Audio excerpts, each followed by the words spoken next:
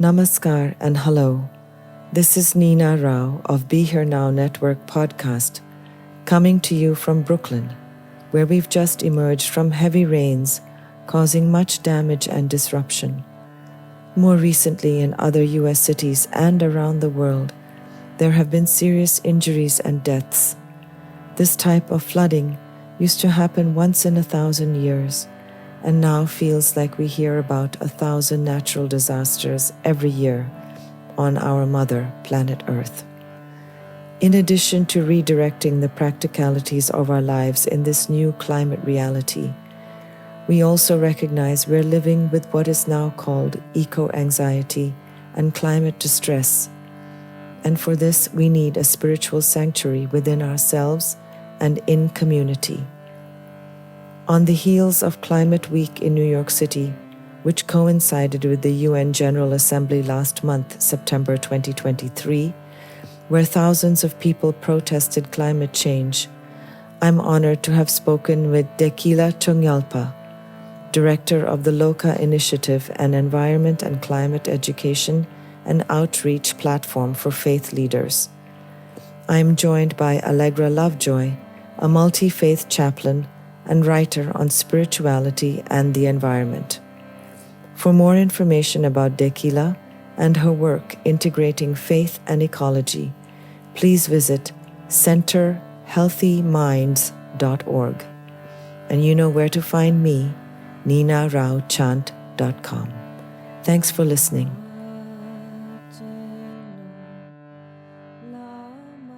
Hello, everyone. Welcome to this episode of Nature and the Name with Nina Rao on the Be Here Now Network podcast. I am really happy to be here with these two lovely beings. I will have Allegra Lovejoy interviewing with me today because of her interest in what we'll be discussing today. And our honored guest is Dekila Chungyalpa. I first met her online during COVID, like I met so many people she didn't know, but she was speaking along with Roshi Joan Halifax, who I also love. And I know that she has spent a lot of time with her talking about these subjects and various other things. So welcome, Dekila. Thank you so much, Nina. I'm so happy to be here and to have this space with you and Allegra. Yes. And Allegra happens to be my neighbor. She lives just around the corner, and we almost bumped into each other and discovered that we live 2 streets away from each other. I also saw Allegra some time ago on, I don't know who you were interviewing, and I was very taken by this young person who likes to discuss, as I do, the intersection of spirituality and our environment. And which is why I've invited her to be here with me. Hi, Allegra. Thank you. Happy to be here. Great. So I'll just tell you a little bit about Allegra and also Dekila, and then we'll go into our conversation. Allegra is a Brooklyn native and a practitioner of contemplative arts. She has worked in land conservation and environmental education and holds a Master's of Divinity from Yale Divinity School and a Master of Environmental Management from Yale School of the Environment. Allegra writes and teaches on ecology and contemplative practice. And beloved Dekila is so accomplished, so it's going to take me a few minutes to just go through everything, and she can blush at the same time. Dekila Chungyalpa is the director of the LOCA Initiative, which is something that I will ask her to speak about later, a new environmental and climate education and outreach platform for faith leaders at the University of Wisconsin in Madison. Its mission is to support faith-led environmental and climate action efforts locally and around the world through collaborations on project design and management, capacity building, training, and public outreach. Prior to that, Dekila was awarded the prestigious McCluskey Fellowship at the Yale School of Forestry and Environmental Studies, where she researched, lectured, and led fieldwork with graduate students. From 2009 to 2014, Dekila founded and ran the World Wildlife Fund's Sacred Earth program, building partnerships with faith leaders and religious institutions toward concrete conservation results in the Amazon, East Africa, Eastern Himalayas, Mekong, and the United States. So you can see why I would love to speak with her. All of you know my interest in my conservation efforts with tigers in India and everywhere I go. And here I meet this lovely woman who's taken this work internationally.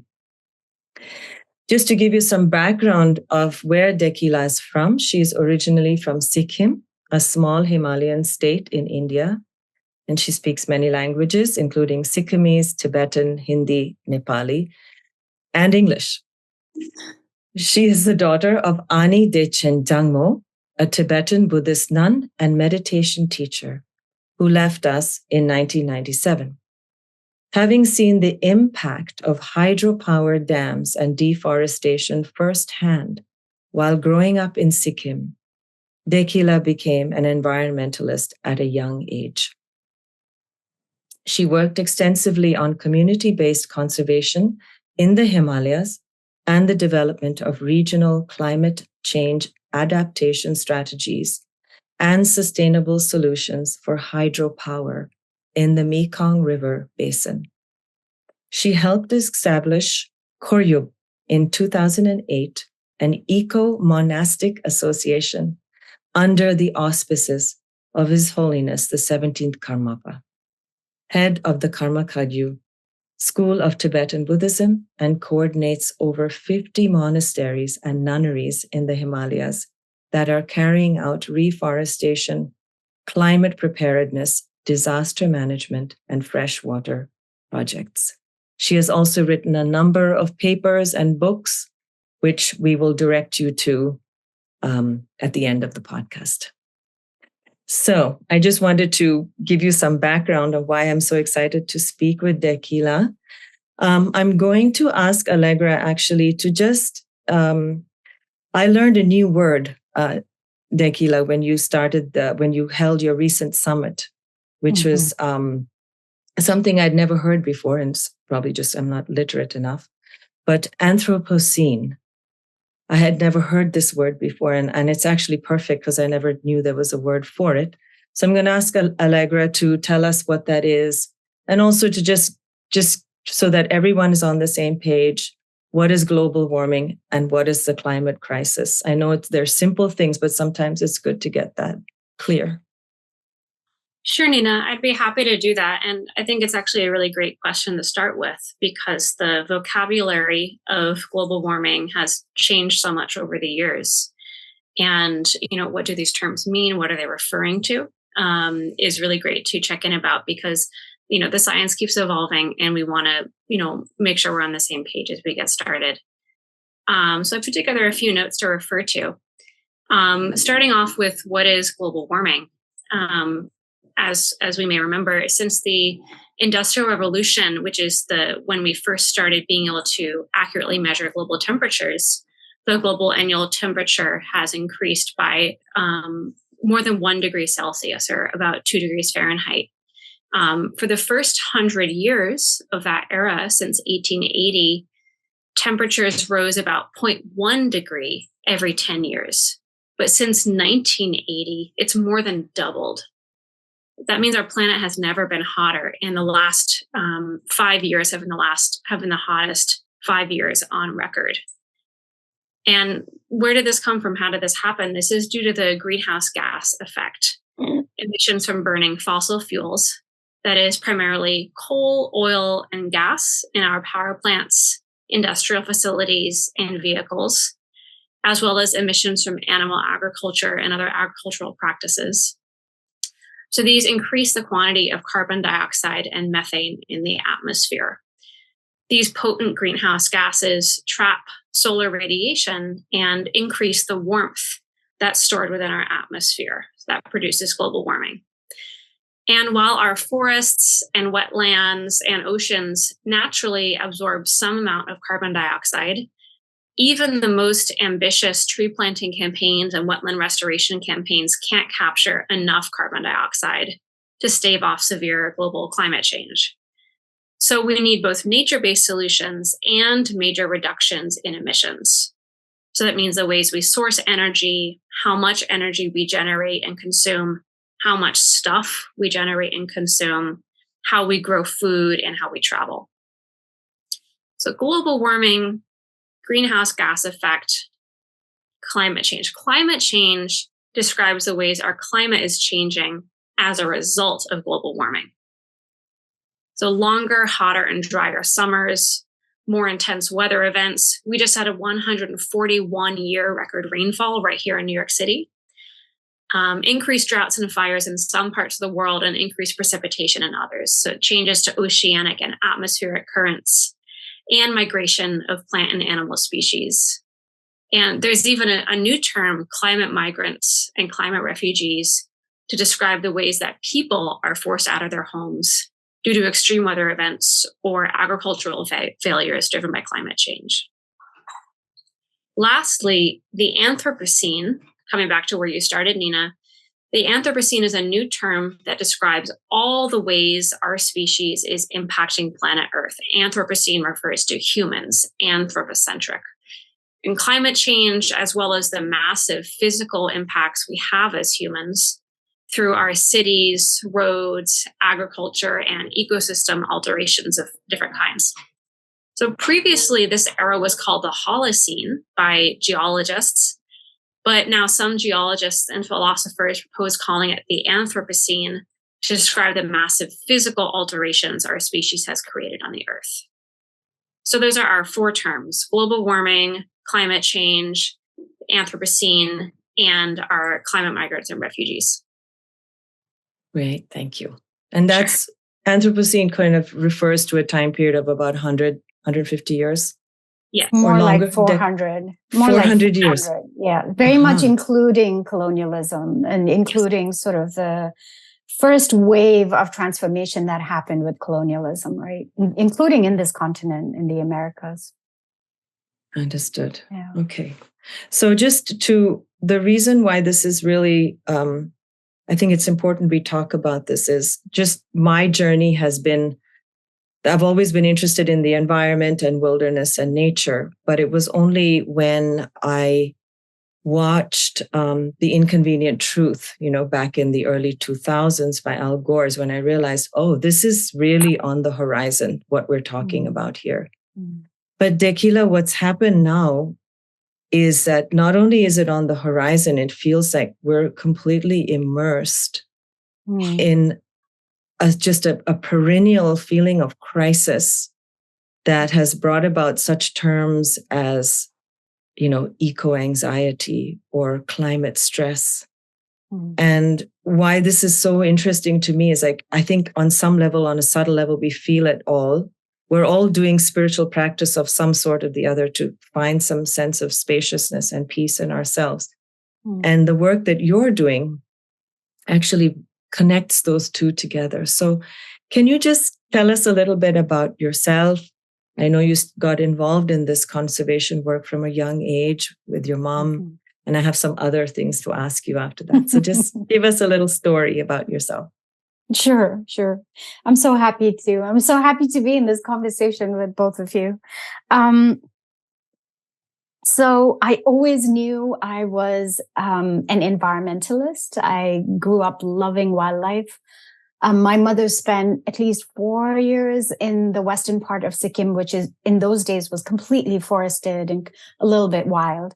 And so I grew up in what was a completely intact ecology, right? I grew up sort of seeing these skies that were star-studded with a very stark and obvious Milky Way. And I think took a lot of that for granted. I think it was hard to imagine that we would have a future where stars themselves on the sky are now endangered, right? We're not sure if in the next 20 years we'll even be able to see stars in the sky. So I grew up in this way that I now look back and realize was already endangered in some sense. But it meant that I had this deep connection with wildlife and felt a real sense of reverence and relationship with animals, especially wild animals. I came to the West because I was good in school. Like most of us who are in South Asia, our parents will do anything when they realize that their child is a good student, right? So that was kind of the energy that propelled me to come to the US. My aunt brought me here. And I entered the environmental science world, ended up adopting a lot of the language and the paradigm around environmental science.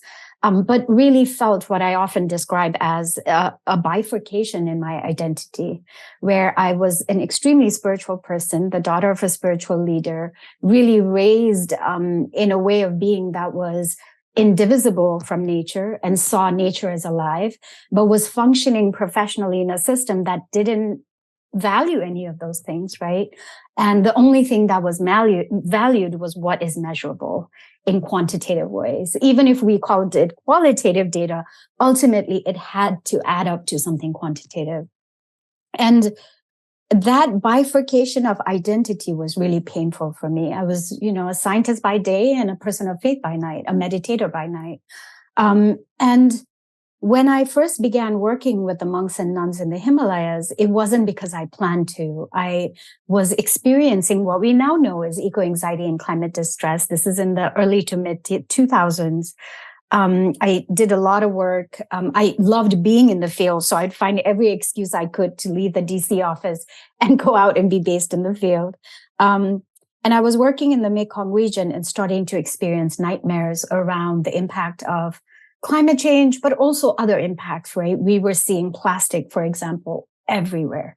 And realizing very slowly that that in some sense, almost in a prescient way, imagining what was coming 20 years ahead and knowing that we were not going to be able to meet that challenge, just sort of having that realistic moment where you realize what you're doing individually or even community-wide is not enough, right? Because the forces against you are just so massive.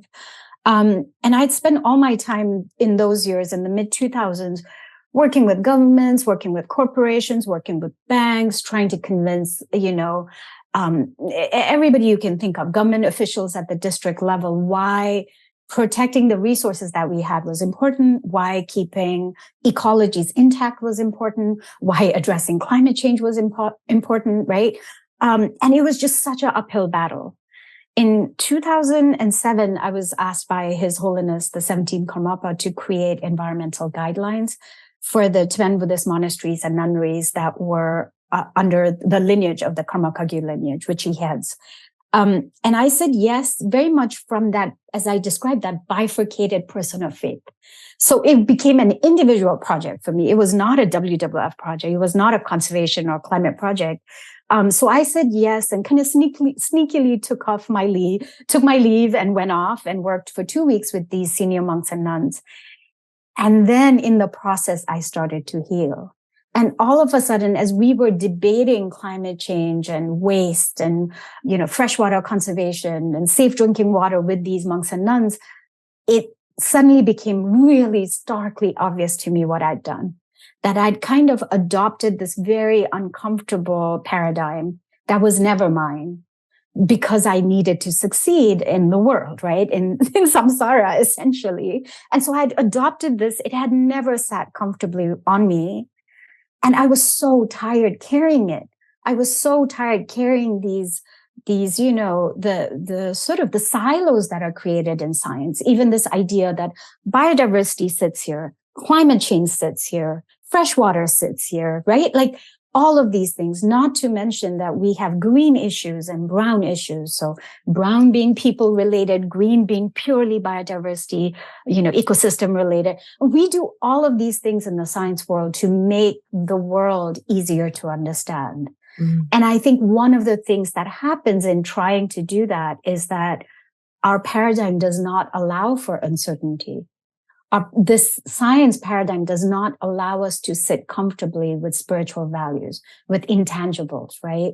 So what we've done is really condensed the value around nature to be something that is definable, quantifiable, and monetary. And we've ignored everything else, which means there is no space to have a dialogue around the sacred value of nature, which I know you're also from India.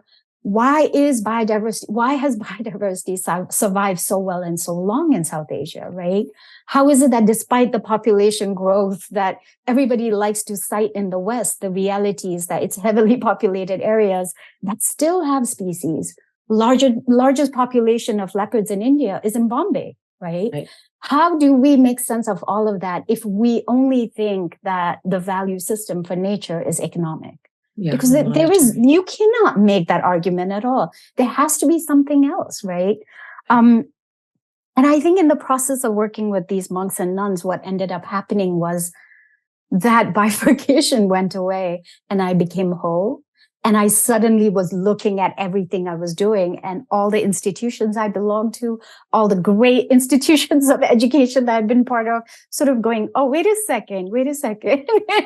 I have a problem with how we're forming even the hypothesis, right, that we're making. I have a problem with this. And it meant that I had to go back and study. And the only way I could make sense of what I wanted to study was that I had to create a program that allowed me to go work with other faith leaders around the world. I really had to explore spiritual sources on the ground to understand, what was missing and where I felt I personally had gone wrong. So I'll stop there. Okay. I don't know if that answers your question, but I'll stop there. Well, it helps me understand your path. And so I want to just ask you a couple of other questions because, the feeling that I have around all of this is an incredible disconnect, of a feeling that you have inside of yourself. We're on some kind of an economic wheel that we can't seem to get off of. And how do we use our spiritual practices to develop this sense of an understanding of interdependence and interconnectivity, but to make some actual impactful change that's going to help us possibly try to keep that temperature goal that we have. Mm-hmm. So in your mind, what are if you were to advise somebody? So I know I was reading something that you wrote before about 5 different things that you like to share with people who are experiencing this kind of feeling. So why don't you let's start with that, and then we can go on to the next. Mm-hmm. So I think one of the things LOCA is doing is looking at research around environmental emotions, right? We're carrying out this research with the Center for Healthy Minds, which houses the LOCA initiative. And there are a bunch of psychologists and neuroscientists. So thankfully, we can outsource some of the expertise. And one of the things that's really fascinating for me is how different sub-identity groups may experience eco-anxiety and climate distress in different ways. So a typical example would be someone who has grown up with their identity being very closely tied to the land or to nature is going to experience grief very early and very intensely, right? Because they're really mourning the loss of something that is inseparable from them and their own identity. Solastalgia, which was coined by Glenn Albrecht, the Australian philosopher, is a term that really works well for indigenous folks in particular. Interestingly, it also works well for farmers, for rangers, for people who really spend a lot of time on the land. And what we're seeing quite commonly is that young people are experiencing anxiety at higher levels. And that's not necessarily a bad thing. Anxiety is activating. It actually forces you to go out and do something, right? It's an emotion that leads to results in a way that depression doesn't necessarily. So there are all of this set of emotions that are activating and a set of emotions that are actually inactivating. They paralyze you. And so understanding and identifying the emotions we experience is really necessary. I think the first thing I always say to people who are describing what they feel is, it's valid. What we experience is completely valid. we have an existential threat that some of us are awake to, that others aren't. We're completely panicking because it could be the first time we're experiencing it. It could be we suddenly realize the gravity of it. It could be that we just cannot wake anyone else up and we're the only ones awake, right? All of those scenarios are horror movie scenarios. And this is happening in real life. It makes complete sense that we're experiencing this. And so the first and most important thing is just to validate the emotions and allow ourselves respect, right? Allow ourselves honor the emotions and allow ourselves to experience that without either experiencing shame or trying to suppress them or trying to explain them away or trying to reject them, right? I find that environmentalist professionals, in particular, environmental professionals, really have a tendency to get angry because they don't want to waste their time having these emotions, right? Because they have too much to do. So there is this real tendency to not be compassionate to ourselves when we experience this because we're so angry. We're so hurt that we don't understand that we need to heal ourselves in the process of doing the work. I don't remember the order, but I would say the other thing that is really important is that we build, we reinforce, we validate our communities. You know, we cannot do this work alone. We cannot do this work in isolation. Not only do we, in real practical terms, need community to survive what is coming, we need community to actually reinforce us when we're tired. We need our friends and our community to energize us when we no longer feel we have even that tiniest little bit of energy left, right? And in turn, we need to be able to offer it to people who need it when the time comes, you know? And so the reinforcement, being part of a movement, being part of organizations, you know, organizing ourselves as community, this is really an evolutionary skill. We've been doing this all along as our species has evolved. It's absolutely necessary for our mental and our physical well-being. And I think another thing that really is helpful is just spending time contemplating our relationship with nature. And for those of us who are so privileged, it can mean that we have access to a wildlife area or a conservation area. For those of us, you know, who are near parks, that's also another form of privilege. There are so many people who don't have any of that, right? And in which case, I always say, grow something. It doesn't matter what you grow something in your house, you know? Yeah. And so, I think any of these things, but preferably all of these things are really important for us. Excuse me. My spouse just came and took my dog for a walk in the middle of all that.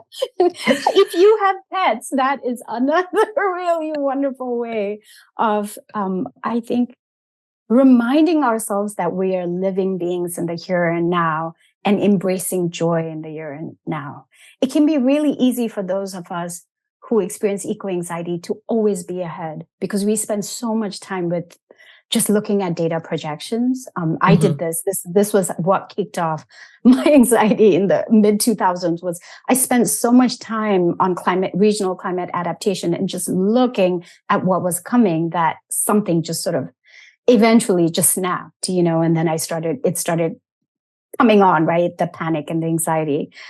So it's really important. And this is where I think mindfulness is very, very relevant as a practice, is being mindful of what gives us joy and really allowing ourselves the freedom and immersing in it, right? Take the time and immerse ourselves in joy. Something that I find very interesting in the resilience work that Loka does that I partly created as a reaction to how I was seeing resilience building being done in what I think of as Euro-derived spaces, you know, so white spaces, right? Was that there was a real emphasis on contemplative practices, but other kinds of resilience building exercises too, a real emphasis on distress reduction. So it's kind of like, let's bring the distress down. Everybody, we're going to meditate. We're all going to say Om. We're all going to, you know, do yoga. We're all going to do these things that bring the distress down. But if you are a person of color, I think if you're BIPOC in the West, if you are from the global South, if you are any vulnerable, marginalized group, you only have so much control over distress. That is the reality. If you're a Black in America, you only have so much control over how the police treat you, right? If you're in the global South, you only have so much control over how much money is there for disaster relief, right? Depending on the vulnerability of our identity, we only have so much control over distress. So for me, there's a really deliberate reason why I talk so much about joy. We have to find another means of increasing our resilience, something we can control. Mm-hmm. And for people of color, joy, we really activate joy. You think about how loud we are as community, how much pleasure we get out of color, how much spices we like in our food. All of these are expressions of joy. And I think if we are in that vulnerable category, understanding that distress reduction is one part of it, but increasing joy is a really necessary ingredient in building resilience. What about, I'm with you on all of this, but one of the things that I experience is, okay, so once I've calmed myself down and I have some clarity of mind, what can I actually do that's going to help this process is really, and I think a lot of people feel stumped. They just really don't know where, like we're on this giant wheel of demand and supply and things that we're being fed, and we feel like we don't have choices to make. And is there somewhere, when you connect with your community, is there a way in which we can create some kind of a structure within which we can work that's supportive for climate action and so on? Like, do you feel that that kind of discussion can happen, especially in different faiths? Absolutely. My strategy for working with faith leaders and indigenous leaders has always been to ask what they care about the most, and then build the environmental and climate action around that. It was really counter to how we are taught conservation strategies, which is we come with our goal, we come with our targets, and then we're trying to get everybody to buy into that, right? This is the opposite. And I really believe that if we can have these dialogues where we show the interdependence, the ecological interdependence, the sort of the karma of climate change, right? If we can show how it has happened, what karmic actions brought us here, then one of the interesting outcomes of that is we can connect what people are already doing to environmental and climate solutions. So an example of that is, I work with evangelical church leaders. We have a project called Creation at the Crossroads, where we bring in a cohort of religious leaders. We have closed door sessions, a lot of trust building, and then we stay with them for a year. My job is not to say to them, you must believe in climate science, although that is a very rich dialogue that always happens. My job is really to say, what do you do well right now? And how can we link that to environmental and climate solutions? So as it turns out, the evangelical church body is extremely generous post-disaster. So a lot of my work is to just validate that work, and then to say, and hey, if we want to talk about disasters, let me tell you what's coming and how you can prepare your communities to address it. So what I'm getting at is that people don't have to pick up everything. We want to pick up everything, but we can barely walk 5 steps if we do that, right? The weight of that is just going to completely paralyze our movement. So what we want very much is that people pick up the piece that they can carry the long distance. And they support everybody else that's doing the other pieces. So it might be that you cannot go to every protest, but you can, send $10 that way, right? It might be that you cannot, I'm just trying to think, put solar on your roof. But what you can do is look for utility companies that actually allow you to buy solar energy from them, right? So it really is understanding and accepting our limitations while really activating the pieces that we are not limited by, right? So if you are already a school teacher and you already feel hammered, we're not, or at least I'm not asking you to now become a climate scientist. What I'm asking you to do is to teach the basics of climate science so people understand where climate change is coming from, right? What caused it in the first place. I think there's also something to be said about, we really are right now, the way our societies are structured, everything is so consumeristic. So there is a tendency for us to I feel like the most common message we get from marketing campaigns is we're not enough. What we do is not enough, right? We're never supposed to feel complete and satisfied and content, because then that meant the marketing campaign failed. And so I think also taking a moment to think about what are the non-financially transactional relationships we have in our lives, our friends, our families, our kids, our neighborhood, our community, and really reinforcing that is also a way of resisting what has caused climate change, right? So I feel like there is so much creativity, especially when we bring spiritual values into doing environmental and climate work, because we get to go within, we get to reinforce what matters to us. First of all, as spiritual practitioners, we get to reinforce practices that are non-capitalistic, right, to the core. And then we get to put that out in the world. I have a friend who spoke at the Rita Summit, Beth Sawen, she was telling me that she made this decision to create a farming commune with all of her friends and people who feel and agree with her. And all of them are climate and environmental scientists, and they got together and did this, right? That is spiritual practice in action. I think one of the biggest things that needs to break down is the idea that spiritual practice happens in a room that we have curated that's very beautiful and spacious or cozy and kind of, special, right? I have a room like that. I've put a lot of energy into creating that space, right? But the reality is we say spiritual practice deliberately. It's practice. Yep. We're meant to embody that practice somewhere else. And for those of us who feel that sitting in a room or sitting in the sacred space we've curated for ourselves is enough, then I really want to challenge them to say, but then why do we say practice? Why do we use that word? The idea is that we actually manifest that in samsara to alleviate suffering of others, right? So in what tangible, practical way are we doing that? And if we're not doing that, then how good is your spiritual practice? I think, we really have to look at, it seems, just in our actions, how is it that we're consuming? How is it that we're disposing of things? How is it that we are, not that I know everything, but I just try to do my little bit where I can, composting all my stuff and creating some soil on the land, growing native species to invite pollinators to come, joining these groups, which every neighborhood has, which I didn't even know, where if you're looking for something, you can actually get it for free from somebody who doesn't want what that you want. Yeah. And it's a really amazing way to not be consuming and change the ways in which we consume. Because to me, I see that you're also working with indigenous people here in the United States.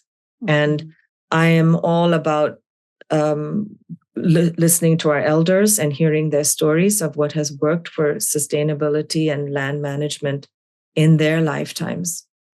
But given the state of affairs now, with the exploding population around the globe and the depletion of resources, in your discussions with these elders, do you see that there's a way in which we can adopt some of what they might be saying to us that could be helpful for the world at large?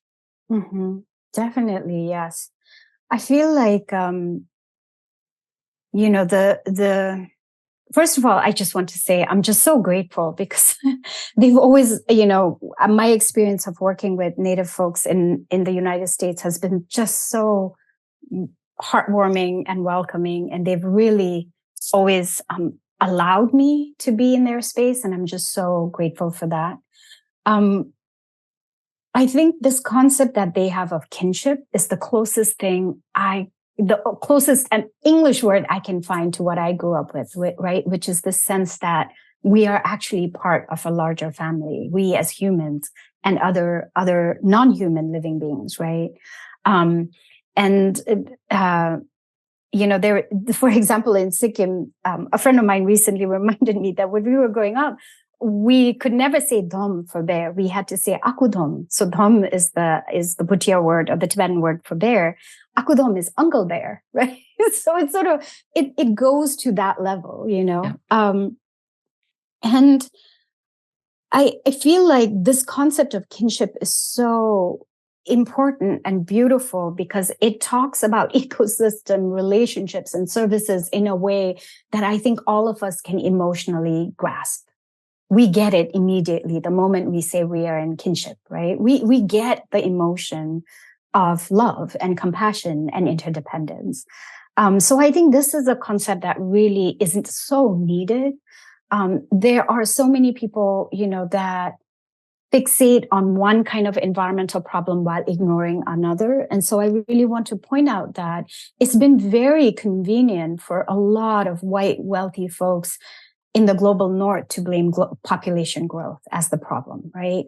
And never talk about just the consumer footprint the global north has. The reason why climate change has happened is because the global north has been just emitting carbon for a century, right? And taking all the resources from the global south. And so I think one of the things we have to do, and that I've learned through my work with indigenous elders, is to consider every aspect of the living world and not just the lens that we are seeing the world through. And so when you put yourself, for example, through a perspective of a bear, what does the world look like? What does the bear need to thrive and survive? I know you, with all the work you supported on tiger conservation, right? What does the tiger need to survive and thrive? Well, they need a completely intact forest. It's not just prey in a zoo. They need the forest to be thriving, right? They need tigers won't even go through a wildlife corridor unless there is a certain amount of forested space on both sides. They need that sense of space for them to feel safe and for them to roam safely from one protected area to another. And so if we fixate on a solution that essentially says, okay, we're putting them in zoos, that's how they're going to thrive. Well, they're not thriving. They'll survive, but they won't thrive. And so I think this idea, the kinship idea, allows us to visualize other living beings and imagine other living beings to have perspectives that are as important as our own. So when we think about human flourishing and human thriving, well, take a moment and think about tigers thriving and tigers flourishing and what that means, right? That means we are going to have to keep a certain amount of wilderness intact for them. We can manage the wilderness. I know indigenous people have been doing it for, thousands of years. We're not saying there isn't a place for humans in the wilderness area, but that essentially we're creating it so all living beings thrive. I think all of these perspectives have been proven to be right through the centuries. And in many ways, biodiversity conservation has had to come full circle around to say people do belong in nature. People have been managing nature, and they've been managing it right for all other living beings. And so I feel like there is a real strong connection in conservation to understanding why land back as a movement matters, and allowing indigenous peoples to have their rights and to manage lands matter. In the last few years, there's been this real uproar because there was a study that showed that most of the biodiversity in the world right now are better managed in indigenous managed lands than in protected areas. And a lot of conservationists were really upset about it. But that is really telling, isn't it? That we have created these systems, we've designated protection status for them, but we actually haven't figured out how to live with other living beings, right? Our way of protecting them is to keep them aside, is to kind of barricade them away from us, as opposed to figuring out how do we live in kinship, right? So I think this term of kinship really is a new paradigm for those of us who've been raised in this Euro-derived science world, right? How do we question what we were taught as good environmental, good climate, good conservation strategy? Right. I'm with you on that.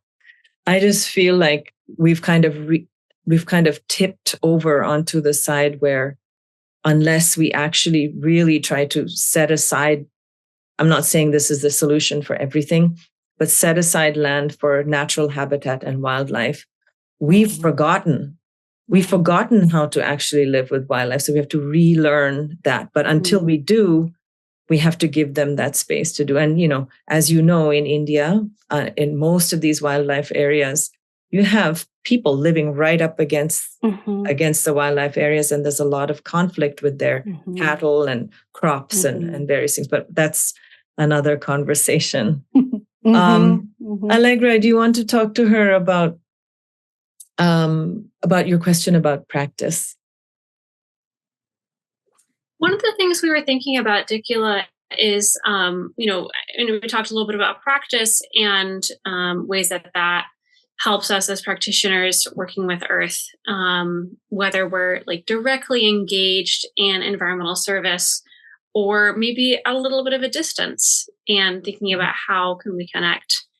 And the practice of climate tonglen that you've written about, and that's featured on the web. And we were curious if you could lead us a little bit in that practice and invite people into that, how they can connect, how we can connect with compassion for the earth right here where we are. Right now? Sure, if you're up for it. A short one. Okay. All right. We can do a quick one. So the first thing is to ground ourselves. So let's start there. And let's take a second to just place our awareness where we are connected to the earth. So for me, because I'm standing, it's my feet, right? I'm connected. I am on the second floor of a house, but through the foundation of this house, I'm connected to the earth. For some of you, it's going to be the seat of your pants. Some of you might have your hands down. Just take our awareness, collectively, let's take our awareness and just place it where we feel connected to the earth. And just allow our awareness to sink down and sink into the topsoil of this beautiful planet.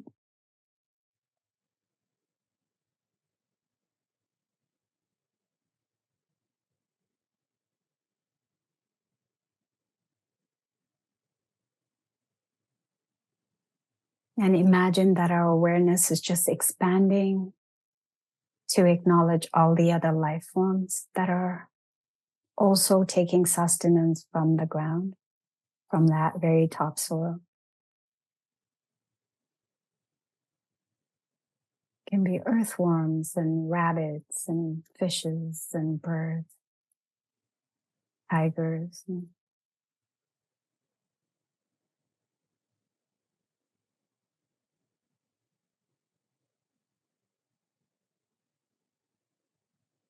The earth gives life to all of us unconditionally, without preference. And we get to compete and participate and cooperate with one another, right? But the earth holds all of us.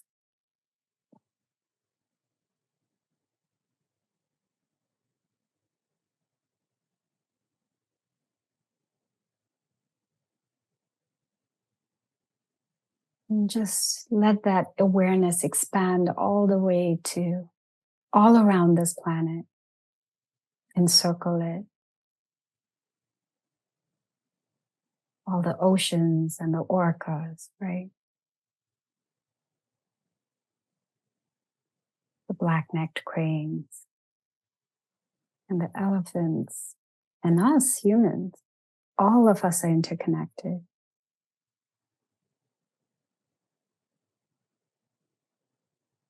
The oxygen we breathe comes from all the phytoplankton in the ocean and the lakes, the plants in our house. We're effortlessly engaging in kinship. We're effortlessly engaging in relationship with one another, giving and taking.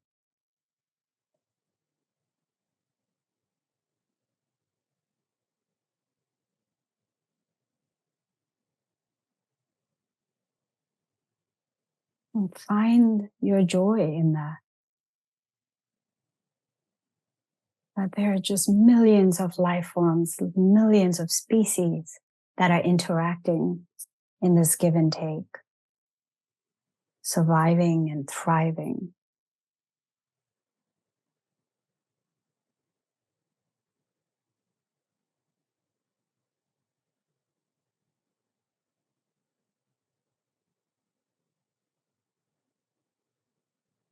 It's a good moment to think about a place or a species that you especially like, or that just pops into your mind, maybe. And all of the relationships that are intact now, right? That are still thriving now, that still continue. I think acknowledging that and finding joy in that is necessary.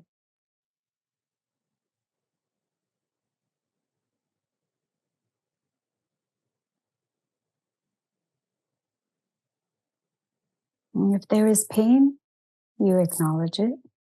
If there is grief, you acknowledge it. If there is anger, you acknowledge it.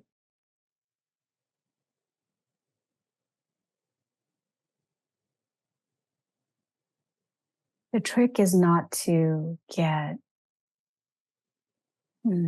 what's the word I want? Not to get overtaken by your emotions, right? So you acknowledge and you let go.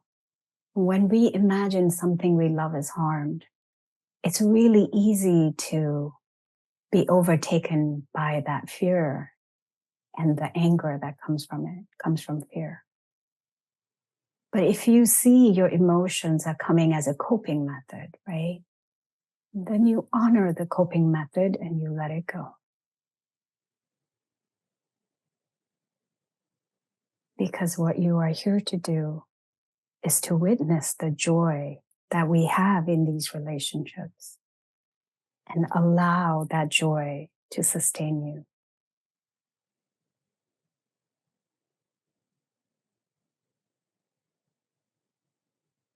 And so as you start contracting your awareness back into yourself and into your body, you can offer the joy to the planet, to the topsoil, to the earthworms, and then sort of maybe allow yourself to keep the strength the practice has given you, right? So as you contract, you offer joy, you offer commitment,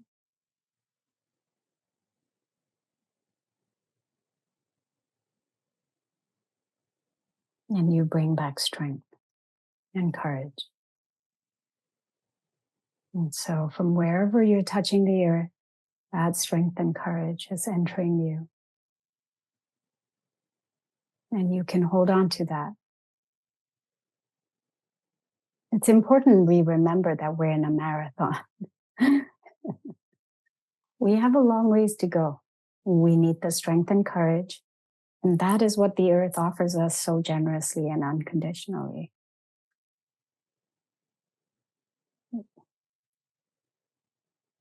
So I want to ask you one last thing. I know we have just a couple minutes left. You mentioned in something that I read that you wrote that your favorite prayer since you were young is the Heart Sutra. Mm-hmm. Is there any line or two you could chant for us that you remember? Sure. I'll start right in the middle because when I was a kid, this was always the part that we got to shout. So I'll chant that part. Yeah. So it's Migme, Nawame, Name, Leme, Rime, Rome, Rajame, Chume, Tomiki Kame, Panehiki Kame. So this particular stanza is really where you dissolve your sense of self. And it starts with all the senses that we have, right? And it sort of really gets into breaking down how none of this exists independently, and that all of this is emptiness. And so it's this very descriptive way of breaking down every attribute that we have that defines ourselves. And I think for me, one of the most interesting things about how Buddhism was taught in the West for me was that how counter it was to how I was taught Buddhism as a child.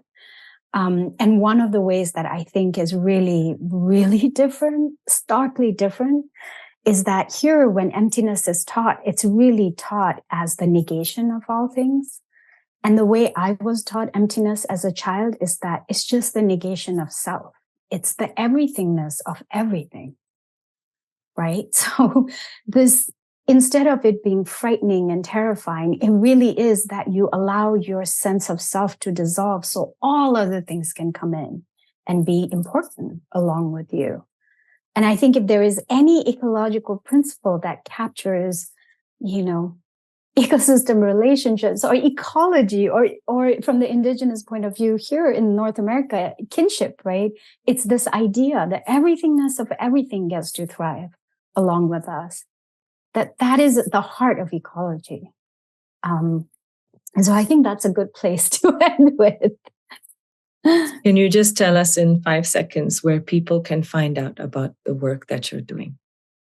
We are called Loka Initiative, and it's, I think, lokainitiative.org is the shorthand.